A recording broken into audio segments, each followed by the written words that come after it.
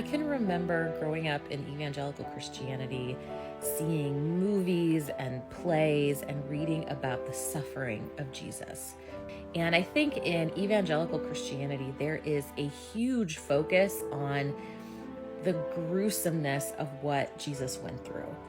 That God allowed Jesus to suffer more than us with pain and death and was in a perfect relationship with God. Was that abuse? No. His ways are not our ways. When my grandfather passed away, I wasn't mad at God or anything that he passed away, but why it was such a big event for me was because he, to my knowledge, had never accepted Jesus into his heart. I also had a very rigid belief in the Bible in that I was sure the Bible was perfect. Like, I believed that it was God's perfect word, and every part of the process of the creation of the Bible was all guided by God. So even though I'm reading it in English, I still had believed that it was all perfect. And I got to a point then where I was asking the question of, why do I believe the Bible is true? Assalamualaikum warahmatullahi wabarakatuh. Sahabat Corong Dakwah, semoga limpahan rahmat Allah selalu tercurah kepada kita semua. Amin amin ya rabbal alamin.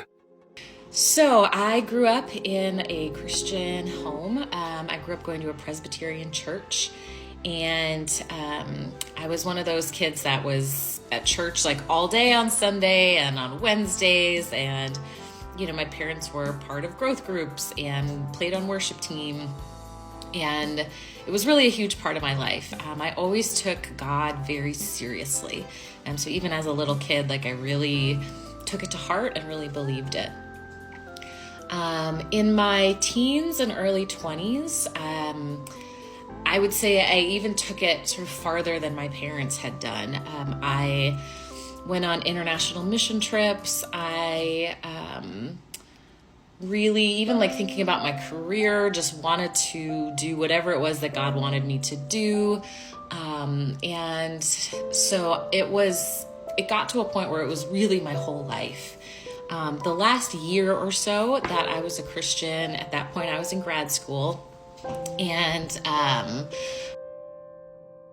this was when I was in graduate school. I had gone to a Christian college for undergrad and was surrounded by a lot of Christians who were charismatic or Pentecostal, a lot of speaking in tongues, doing miracles, giving prophecies, and being surrounded by that made me feel like I was really part of something exciting, that God's doing good work. But interestingly, I was never the one who actually did those things. I was just sort of adjacent to it.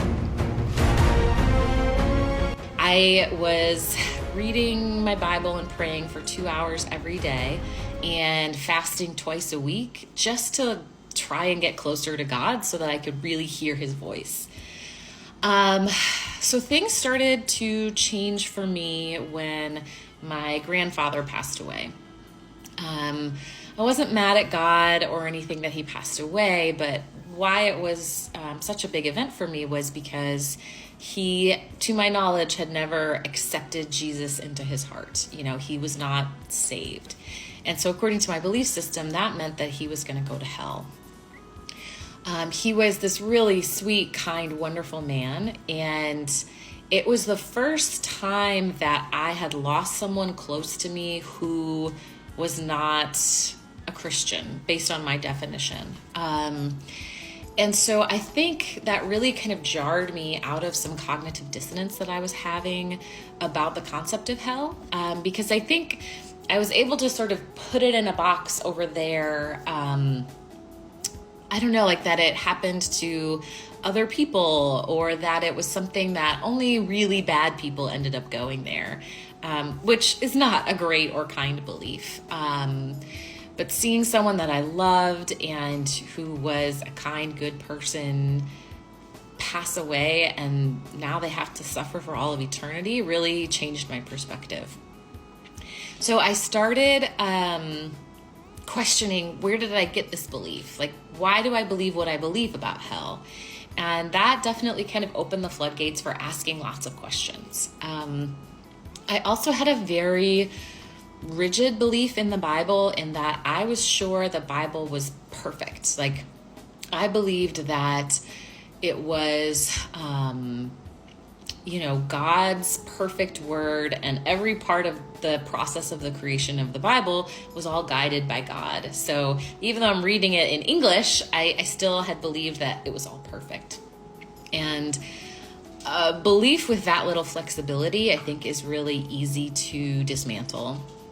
And I got to a point then where I was asking the question of, why do I believe the Bible is true? Like, why do I have that assumption? Where did that come from?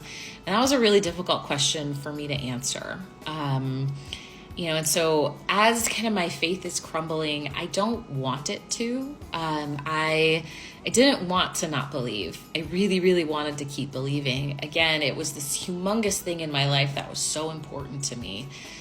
So I also spent a lot of time just kind of crying out to God, please help me. Please help my unbelief. Please reveal yourself to me somehow, or I don't know, just help. I never got any help. So eventually I just found myself in a place where, despite my best efforts, I just no longer believed. I can remember growing up in evangelical Christianity, seeing movies and plays and reading about the suffering of Jesus. And I think in evangelical Christianity, there is a huge focus on the gruesomeness of what Jesus went through. That God allowed Jesus to suffer more than us with pain and death and was in a perfect relationship with God. Was that abuse? No. His ways are not our ways. And I think the focus on the actual pain that Jesus was said to endure, in part, is a way of emotional manipulation, basically saying, this is the worst thing any human could ever experience, and he did that for you. See what he did for you, now you need to do something for him. And I think it also takes away from, and maybe distracts us from, the fact that Jesus didn't actually really sacrifice very much. If you believe that Jesus and God are essentially the same, Jesus always existed in heaven and in eternity. He comes down to earth for a short period of time. He endures a very painful day, and then he gets resurrected. He gets to be a human again, and then he gets to go back up to heaven and be with God again. So what exactly was the sacrifice? Like, what did he lose and never get back?